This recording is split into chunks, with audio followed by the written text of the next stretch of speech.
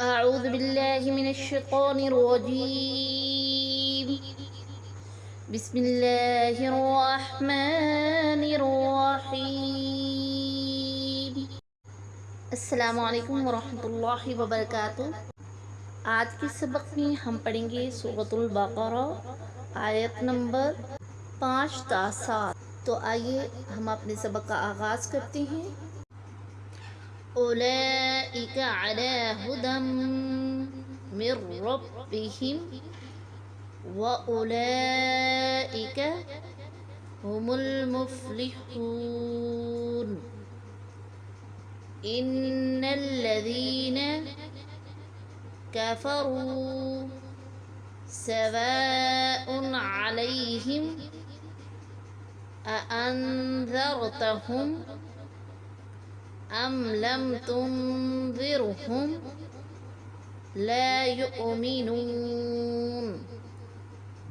ختم اللہ على قلوبهم وعلى سمعهم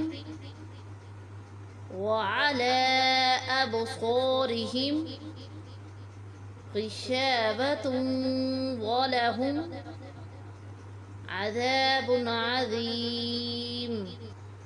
آئیے اب ہم سبق میں موجود قواعد و تجوید پڑھیں گے۔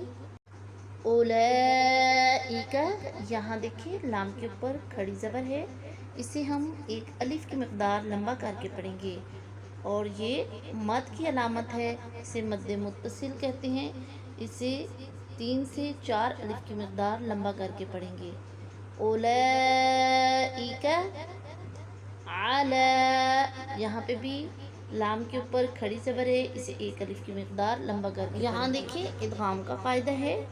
دال کے اوپر 2 زبر ہے، یعنی 2 زبر کی تنوین ہے، اور تنوین کے بعد حروف یرملون میں سے حرف میم آیا ہے، اس لیے یہاں ہم غنہ کے ساتھ ادغام کریں گے۔ ھدی من ربہم، یہاں پہ بھی ادغام کا قاعدہ ہے۔ نون ساکن کے بعد حروف یرملون میں سے حرف را آ گیا ہے، اور نون ساکن یا تنوین کے بعد حروف یرملون میں سے جب حرف را آ جائے تو اس میں ہم بغیر غنہ کے ادغام کریں گے۔ من ربہم، میم کے اوپر چھوٹا سا قوف لکھا ہوا ہے، اس کا مطلب ہے کہ یہاں ٹھہرنا نہیں چاہیے، یعنی جہاں پر قوف لکھا ہوا آئے گا تو اس کا مطلب ہے کہ ہمیں یہاں نہیں ٹھہرنا۔ اولئک هم المفلحون، یہاں واو حرف مدہ ہے، کیونکہ واو ساکن ما قبل مضموم ہو تو اسے حرف مدہ پڑھیں گے، یعنی اسے 1 الف کی مقدار لمبا کر کے پڑھیں گے۔ مفلحون، اس گول دائرہ کو آیت بھی کہتے ہیں، اس کے علاوہ اسے وقف تام بھی کہتے ہیں۔ یہاں ہم ٹھہر جائیں گے، اور جب ہم یہاں وقف کریں گے تو آخری حرف کو ساکن کر دیں گے۔ اولئک هم المفلحون۔ آئیے اب سبق کو روانی سے پڑھتے ہیں۔ بسم اللہ الرحمن الرحیم۔ اولئک علی ھدی من ربہم واولئک هم المفلحون۔ ان الذین کفروا سواء علیہم اانذرتہم ام لم تنذرہم لا یؤمنون۔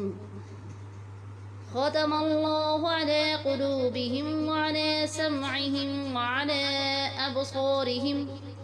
وعلى أبصارهم غشاوة ولهم عذاب عظيم۔ صدق اللہ